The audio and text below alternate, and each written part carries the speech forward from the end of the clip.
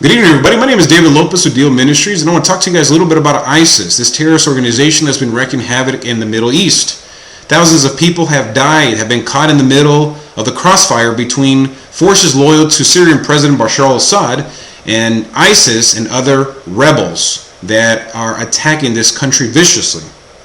I want to turn my attention to Genesis chapter 16, verses 11 and 12. Genesis chapter 16, verses 11 and 12. And the angel of the Lord said unto her, Behold, thou art with child, and shall bear a son, and shall call his name Ishmael, because the Lord has heard thy affliction, and he will be a wild man. His hand will be against every man, and every man's hand against him, and he shall dwell in the presence of all his brethren. The Bible explicitly states that Ishmael's hand was going to be against every man, and every man's hand was going to be against Ishmael. Muslims trace their lineage back to Abraham, back to Ishmael, the firstborn of Abraham. And as we see the world today, those of you who like to study eschatology, we see how Islam is going to have a very pivotal role in the world and eschatology, final day events. ISIS is a terrorist organization that pretty much came out of nowhere. And what most people don't understand is that ISIS was created by the CIA. C.I.A. went to Jordan and trained hundreds and hundreds of young men to basically form this terrorist organization known as ISIS to go into the Middle East and create nothing but utter destruction for the people there. Just recently, President Obama made an announcement that thousands of people, of Muslim refugees, were going to be coming to our shores, to America. People who are supposedly fleeing from this wars that are taking place over there are going to be taking asylum here in the United States. But what's interesting is the majority of the individuals coming here are young men. And the women and children, which are very, very few, and supposedly are the main victims of all this antagonism, this war that's taking place over there, are not the ones coming here. You would think that women and children would be the majority, but in other words, the majority are young men. These people we really don't have any information about. We don't know where they come from. We don't know who they are affiliated with, but yet we're going to allow these people to come in here. This is something that I've been warning a lot of people, even in my own church. A couple of months ago I made an announcement. I said how the CIA had basically trained ISIS, and even people like Rand Paul have openly admitted that the U.S. government has actually had a very pivotal role in training ISIS, creating and fomenting ISIS to go into these countries in the Middle East and destroy and kill the sovereignty of these nations. You see, President Obama was very upset because he couldn't muster support with the United States and its allies to go over there and take out strongmen, Syrian strongman Bashar al-Assad. You guys remember when supposedly Bashar al-Assad was the one responsible for using the chemical and biological weapons against his own people? When we all know that this was completely false. President Bashar al-Assad even said, why would I use these weapons of mass destruction against my people when I'm comfortably winning the war? Why would I use it against my own people? These terrorists are the people responsible for the usage of those weapons of mass destruction against those individuals who died back in 2013. President Obama was basically very upset because he was not able to get the support he needed for his base, for his ambition to go over there as a puppet of the puppet masters and remove Syrian President Bashar al-Assad from power. What's interesting about Syria is that Syria is a sovereign nation.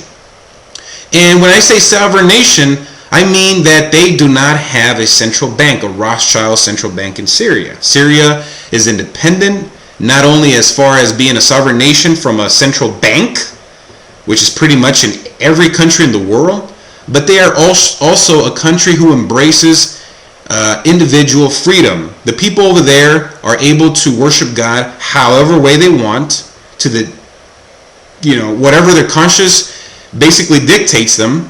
Muslims, Christians, Jews, Buddhists, you name it, they all got along very well before this civil war, supposedly civil war, took place back in 2011. And the Rothschilds, these individuals who control the financial fiat currency of the world, they are upset because Bashar al-Assad is somebody that is not stepping down. This reminds me obviously of 2003, when the United States went into Iraq and removed Saddam Hussein from power. Saddam Hussein stopped selling oil to the Europeans, petrodollars, and instead of using petrodollars, he was selling oil to Europe and other nations in euro. This pissed the crap out of these people, and therefore they went into Iraq and removed Saddam Hussein from power. In 2011, the same thing happened with Muammar Gaddafi. Muammar Gaddafi is somebody that had so dearly helped his people, the Libyan people, to enjoy a very high standard of living. And he was very, very influential in northern Africa, and even wanted to create its own currency.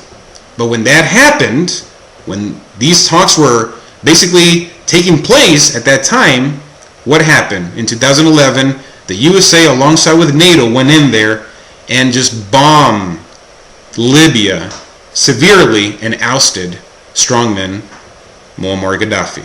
So the same thing is happening in Syria, but they're trying to use this terrorist organization, ISIS, as the boogeyman, as a fake boogeyman, to basically justify the need to go in there and remove Bashar al-Assad. But the question I want to ask you guys is, in reality, what has this man done to us? What has Bashar al-Assad and the people of Syria, what have they done to America? Why would we even go over there and try to take him out when this man has not even done anything to us? It's not a menace, it's not a threat. I know Bashar al-Assad is no saint, but this guy has been able to keep his country in peace, his nation in peace and prosperity. But because this country, Syria, is not basically following the lead of other nations as far as having central banks in their countries, these individuals, these special elite societies, these people in the upper echelon are upset because of that and are trying to do whatever it takes to remove Bashar al-Assad from power. All they care about is their one world government. That's what it really boils down to. And that is what's going to happen in America, my brothers and sisters. America is going to lose its sovereignty. It's going to stop being a nation of free people, and it already is as we speak. But one day it's going to lose that completely. We're going to wake up and we're going to realize that we don't live in a free society anymore. We are going to live in a completely different country, a country that is basically going to be part of the one world government, the new world order. The policies that have been enacted, my brothers and sisters, my dear Americans, the last couple of years have basically moved us closer to that situation where we're going to have a one world government. For example, take the border between the United States and Mexico. Very porous border where we don't know who these individuals are for the most part that are coming in here. Most of these individuals that come in here for the most part, they want to come here and work hard, but at the same time, who are these other individuals that are coming here? We don't know who they are. We don't know where they're coming from. We're not able to keep track. And the terrorists can basically target that focal point, that vulnerable area, and come in here and attack Americans in its own soil. Obama and its administration is going to bring thousands of Muslim refugees to our shores, and we don't know who these people are. It's time that you guys wake up and smell the coffee. Don't trust in your government. These people are playing what we call Hegelianism dialectic.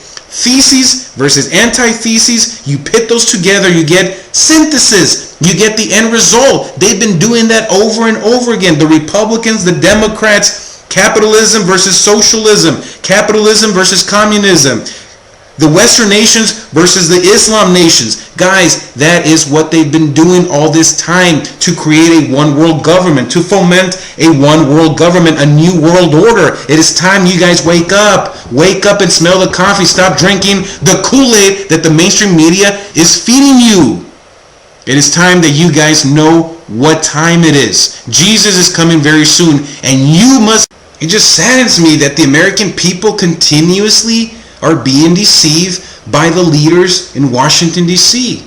and are drinking the Kool-Aid the mainstream media is feeding them every single day. It's time that the American people know what is happening in our country. We are losing our individual liberties and freedoms every single day. We are being compromised to the core, people. Wake up.